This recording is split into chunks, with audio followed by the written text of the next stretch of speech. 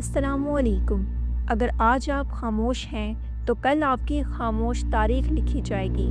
آج ایران آزمائش میں ہے، معاشی دباؤ، سیاسی کشمکش، عالمی تناؤ اور سب سے بڑھ کر بے یقینی۔ لیکن سوال ایران کا نہیں ہے، سوال یہ ہے کہ کیا ہم واقعی ایک امت ہیں؟ جب فلسطین پر ظلم ہوتا ہے تو ہم بولتے ہیں، جب کسی اور مسلم ملک پر دباؤ آتا ہے تو ہم بحث شروع کر دیتے ہیں، مسلح سیاست، اختلافات۔ لیکن کیا نبی کریم صلی اللہ علیہ وآلہ وسلم نے ہمیں یہی سکھایا تھا؟ مسلمان ایک جسم کی مانند ہے، تو کیا ہمیں درد محسوس ہو رہا ہے؟ آج کی ویڈیو میں ہم جذبات سے ہٹ کر ایمان، انصاف اور امت کے اتحاد کے بارے میں سچ بات کریں گے۔ یہ ویڈیو صرف ایران کے بارے میں نہیں، یہ ہماری سوچ کے بارے میں ہے۔ Before we begin, please subscribe to the channel and hit the bell icon. Let's get started with the video. آج جب ہم ایران کی بات کرتے ہیں تو ہمیں صرف آج کا منظر نہیں دیکھنا چاہیے، بلکہ اس کے پیچھے کی پوری کہانی سمجھنی چاہیے۔ ایران ایک قدیم تہذیب کا حامل ملک ہے، جس کی تاریخ ہزاروں سال پرانی ہے، لیکن موجودہ سیاسی نظام کی بنیاد 1979 کے انقلاب کے بعد پڑی، جس کی قیادت روح اللہ خامنائی نے کی۔ اس انقلاب کے بعد ایران نے خود کو ایک اسلامی جمہوریہ کے طور پر دنیا کے سامنے پیش کیا۔ وقت کے ساتھ ایران اور مغربی طاقتوں کے درمیان تعلقات کشیدہ ہوتے گئے، خاص طور پر جوہری پروگرام کے مسئلے پر عالمی سطح پر شدید تناؤ پیدا ہوا۔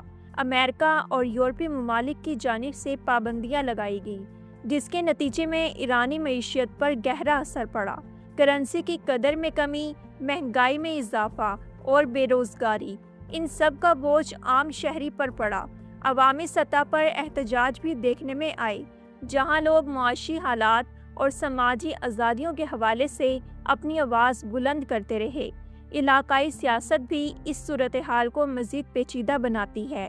مشرقی وسطی میں طاقت کا توازن، مختلف اتحادی نظام اور بین الاقوامی مفادات، یہ سب عوامل ایران کی موجودہ حالت پر اثر انداز ہو رہے ہیں۔ لیکن یاد رکھیں، سیاسی فیصلوں کا سب سے زیادہ اثر عام لوگوں پر پڑتا ہے۔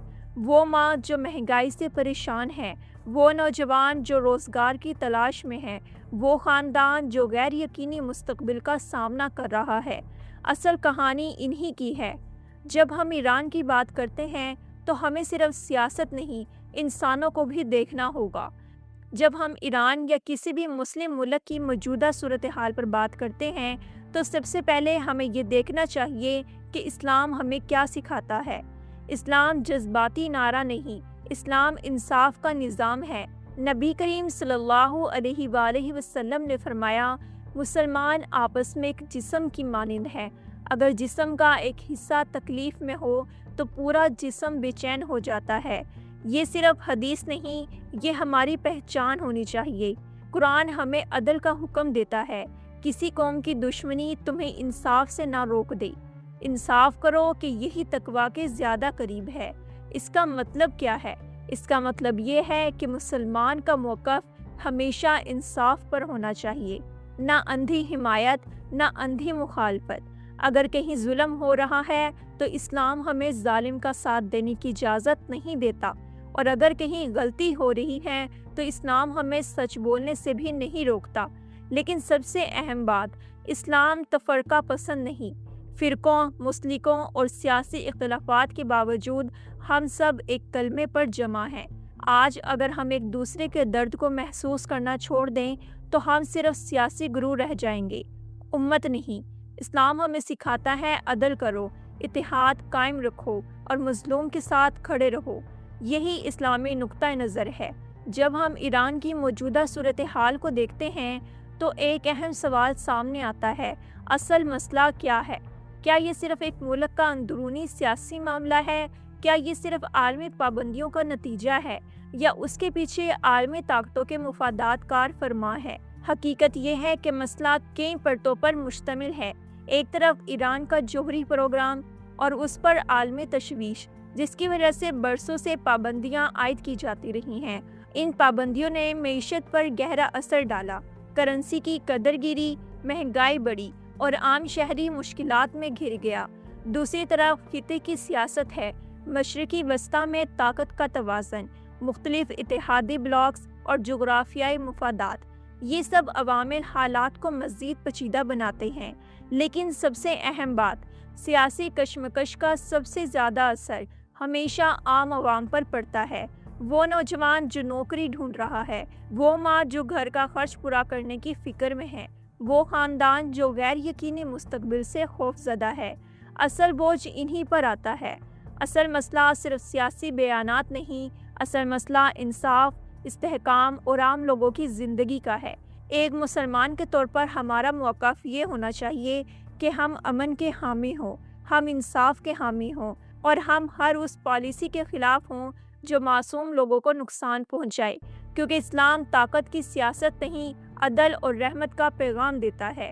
اگر آج ہم سچ کا سامنا کریں تو سب سے بڑا مسئلہ صرف ایران کی صورتحال نہیں، سب سے بڑا مسئلہ ہماری تقسیم ہے۔ ہم ایک کلمہ پڑھتے ہیں، ایک قرآن مانتے ہیں، ایک نبی صلی اللہ علیہ وآلہ وسلم کی امت ہیں۔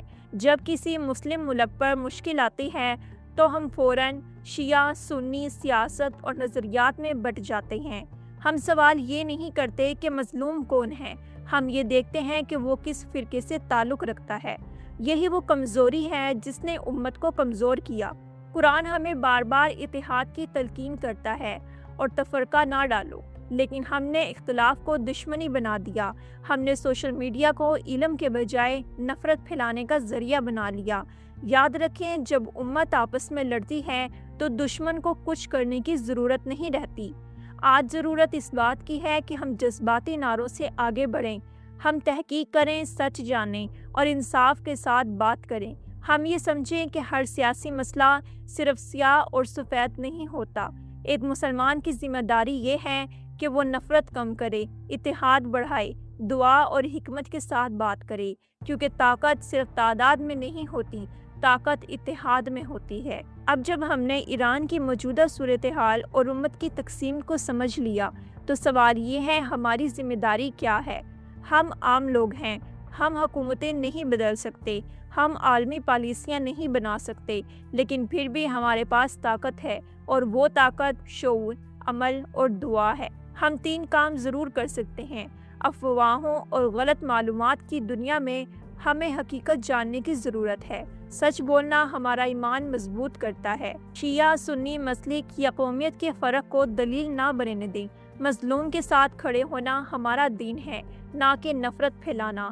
ہم دعا سے کمزور نہیں ہوتے بلکہ مضبوط ہوتے ہیں۔ اللہ تعالیٰ کے سامنے مظلوموں کے لیے دعا کرنا اور نیک کاموں میں ہاتھ بٹانا ہماری سب سے بڑی طاقت ہے۔ اسلام ہمیں یہ بھی سکھاتا ہے کہ ہر چھوٹا عمل، ہر نیک ارادہ اور ہر مظلوم کے ساتھ کھڑا ہونا ہمارے ایمان کا حصہ ہے۔ یاد رکھیں، ظلم کے خلاف خاموشی اختیار کرنا ایمان کی کمزوری ہے۔ ہماری ذمہ داری صرف دیکھنا نہیں بلکہ سمجھنا، بولنا اور مدد کرنا ہے، چاہے وہ لفظوں سے ہو، عمل سے ہو یا دعا سے، کیونکہ جب امت متحد ہوگی تو ہر ظلم کے خلاف کھڑا ہونا ممکن ہوگا۔ آج کا یہ پیغام سادہ ہے، جہاں بھی ظلم ہو اس کے خلاف کھڑے ہو، جہاں بھی مسلمان تکلیف میں ہو ان کے لیے دعا کریں اور فرقوں سے اوپر اٹھ کر امت بننے کی کوشش کریں۔ اللہ پاک ہمیں حق کو پہچاننے اور اس کا ساتھ دینے کی توفیق عطا فرمائے۔ اگر آپ امت کے اتحاد پر یقین رکھتے ہیں تو اس ویڈیو کو ضرور شیئر کریں اور کمنٹ میں لکھیں امت ایک ہے۔ Thanks for watching. Don't forget to like, share and subscribe. This is me, Aisha. اللہ حافظ.